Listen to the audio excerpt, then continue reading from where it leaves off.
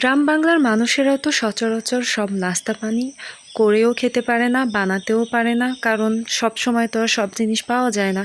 আর শহরে তো সচরাচর সব জিনিসই পাওয়া যায়, কিনতেও পাওয়া যায়, তারপরে বানিয়ে খাওয়ার জিনিসপত্রও পাওয়া যায়। তো সেই জন্যই আর কি আমি তো গ্রামেই থাকি। তো সেই জন্য আর কি আপনাদের আজকে একটা নতুন একটা নাস্তা বানিয়ে দেখাবো। খুবই সহজভাবে ঘরে থাকা উপকরণ দিয়েই আমি প্রায় এই নাস্তাটা বানিয়ে থাকি। তো আসসালামু আলাইকুম আমার প্রিয় ভাই ও বোনেরা, আপনারা যে যেখান থেকে দেখতেছেন, আপনারা সবাই কেমন আছেন? আমি তো আলহামদুলিল্লাহ ভালো আছি। আপনাদের দোয়া ও ভালোবাসায় আল্লাহর রহমতে খুব ভালো আছি। তো সকাল থেকে আজকের ব্লগ ভিডিওটা শুরু করলাম। তো এই যে আমি আর কি পরোটা বানিয়ে নিচ্ছিলাম, এটা আমার জন্যই, সবাই তো রুটি খায়। তো আমি আর কি একটা পরোটা বানিয়ে নিলাম। আর এখানে আর কি আমার ছোট ছেলেটা কালকে রাত্রে ভাত খেয়ে ঘুমায়নি। এজন্য ভাবলাম যে ওকে আমি আর কি ভাত খাইয়ে দেবো। এজন্য একটা ডিম পোস্ট করে নিয়েছিলাম, আর রাত্রের একটু ডাল ছিল। তো সেটা দিয়ে ভাবলাম যে একটু ভাতটা খাইয়ে দেবো ওকে।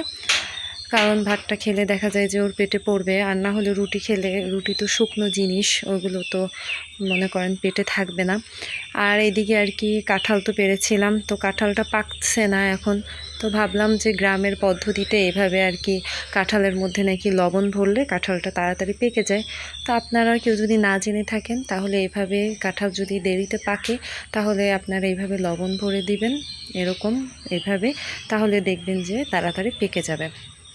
তো আমি আর কি এভাবে, আমার শাশুড়ি আর কি ধরেছিল, গর্ত করে দিল অল্প একটু, বেশি না, অল্প একটু করলেই হবে। তারপরে আর কি আপনি এইভাবে লবণ ভরে দিবেন, তারপরে দেখবেন যে পেকে যাবে তাড়াতাড়ি। তা যাই হোক, আপনারা আমার ভিডিওটা পুরোটা দেখবেন, পুরোটা ধৈর্য ধরে আমার ভিডিওটা দেখবেন। আর যারা এখনও আমার ভিডিওতে সাবস্ক্রাইব করেননি, অবশ্যই আমার ভিডিওটা সাবস্ক্রাইব করে আমার পাশে থেকে যাবেন। আর পাশে থাকা যে বেল আইকনটা আছে ওইটা প্রেস করে দিবেন, যাতে আমার ভিডিওগুলো আপনাদের কাছে সবার প্রথমে চলে যায়। তো আমার ভিডিওতে আপনারা সবসময় গ্রাম বাংলার সব কিছু দেখতে পারবেন।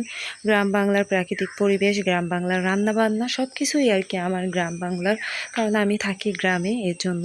তো এই যে দেখেন, সেই গ্রাম বাংলারই কাজকর্ম শুরু হয়ে গেছে। তো আমি কিন্তু গ্রামের মেয়ে না, তারপরও আর কি এখন বিয়ে হয়েছে দেখে এখন গ্রামেই থাকা লাগে। যাই হোক, এখানে আর কি মুগ ডাল উঠেছে, তো মুগ ডাল ওঠার জন্য আর কি এখন মুগ ডালটা তো আপনাদেরকে কালকেই দেখিয়েছি, মুগ ডালটা আমি মানে রোদে দিয়ে দিয়েছিলাম। তো আজকে আর কি উঠিয়ে ফেলবো, আর রোদে দেওয়া লাগবে না, কারণ মুগ ডাল নাকি বেশি রোদ দিতে হয় না, আমার শাশুড়ি বলছে। তো আর কি উল্টে পাল্টে দিলাম, উল্টে পাল্টে দিয়ে আজকে উঠিয়ে তারপরে আর কি বয়মে ভরে রাখবো। আর এদিকে আর কি আমি পোয়া মাছ নিয়ে নিয়েছি, আজকে রান্না করব পোয়া মাছ, আর করলা ভাজি করব। এদিকে ভাতও বসিয়ে দিয়েছি, মাছটা আর কি ভালো করে আমি পরিষ্কার করে নিলাম। তারপরে ভাতটা হয়ে গেলেই আমি আর কি মাছটা রান্না করব। আর এদিকে আমার ছেলেটা আর কি কাঁচা আম খাওয়ার জন্য বায়না করতেছিল, তো গাছ থেকে আর কি একটা কাঁচা আম পেড়ে নিয়ে আসছে। আর এই দেখেন, খুব সুন্দরভাবে আর কি মরিচটা মেখে নিয়েছি, তারপরে আর কি খাচ্ছিলাম। তো দুপুরবেলা রান্নার ফাঁকে একটু টকটক জিনিস গরমের দিনে একটু খেতে ভালোই লাগে। তো কার কার কেমন লাগে আমি জানি না, আমার তো ভালোই লাগছিল। আর এদিকে করলা ভাজি হচ্ছিল, আর আমি আমটাও খাচ্ছিলাম। তো আমার ভিডিওগুলো আপনাদের যদি ভালো লাগে তাহলে অবশ্যই কমেন্টে জানিয়ে যাবেন। এই যে ডালটা উঠিয়ে নিয়ে আসছি, এখন ডালটা আর কি মেপে আমার শাশুড়ি ভরে রাখছিল। তো নিজেরা তো নিজেদের হাতের ডাল নিজেরা ফালাইনি, কিন্তু বর্গা যারা আমাদের জায়গায় যারা ফেলেছে আর কি ডালগুলো, তারা আর কি ডালগুলো দিয়ে গেছে। তো এই যে এই কয়টাই আর কি ডাল পেয়েছি আমরা, এগুলো আর কি পরে আর কি টেলে চুলায় তারপরে আর কি এটা ভাঙতে হবে।